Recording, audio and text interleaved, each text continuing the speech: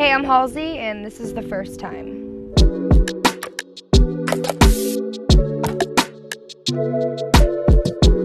I named myself Halsey in 2015. I was on my way home from an Ed Sheeran concert at Madison Square Garden. I've been living just off the Halsey stop in Brooklyn, and the word had always had a very important meaning to me, but I couldn't really figure out why. Until one day I realized that Halsey and my real name, Ashley, are comprised of all the same letters, so it's an anagram.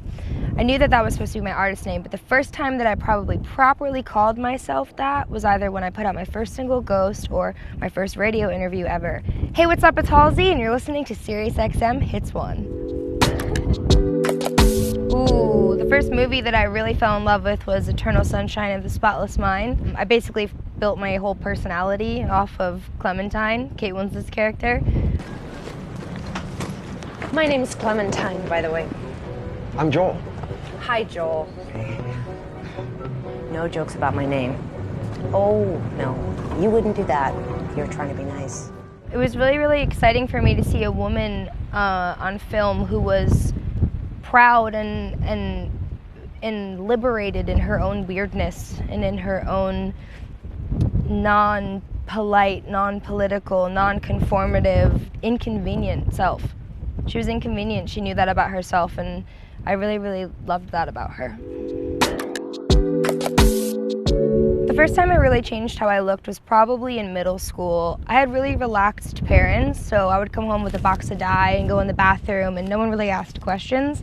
I'd come out like 30 minutes later with a really, really bad dye job that was pink underneath and blue on top. But the first time I changed my appearance to empower myself was probably when I was a junior in high school.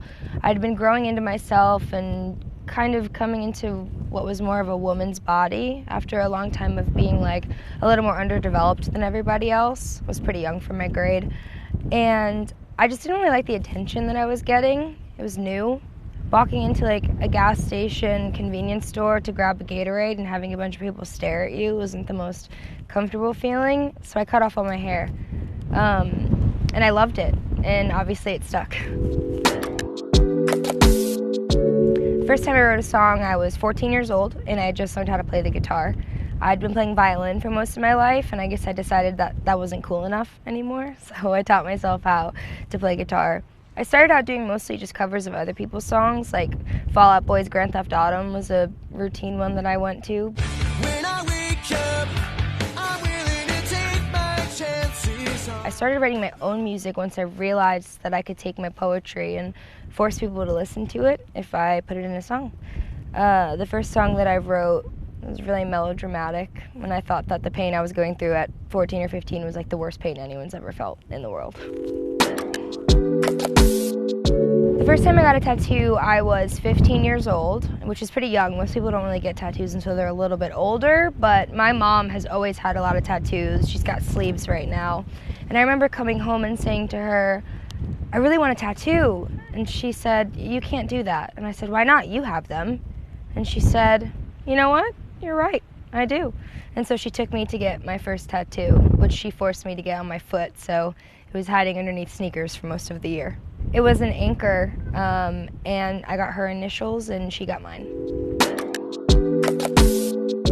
I've always been a huge fan of music, but the first album that I played on repeat was probably an early Green Day album, Good Charlotte's Chronicles of Life and Death, and then when I got a little bit older, a lot of Brand New and Taking Back Sunday. Deja Entendu and The Devil and God Are Raging Inside Me were two really like instrumental records in my life. Those were the first two that I probably beat to death to the point where I couldn't play them anymore. It was really, really strange to hear myself on the radio for the first time, because I think it was the first moment that I really was like, wow, I can actually do this. I think as artists we spend a lot of time comparing ourselves to other people, and sometimes we look at our peers and we think to ourselves, you know, they're made of some kind of stardust that I'm not made of. But it's really because we only see the best of them and we don't see their failures the way we see our own. But the first time I heard myself on the radio, the first time I heard Ghost, was the first time I thought that I wasn't so different from the artists and the musicians that I grew up loving, and that there was a chance that I could be like them one day.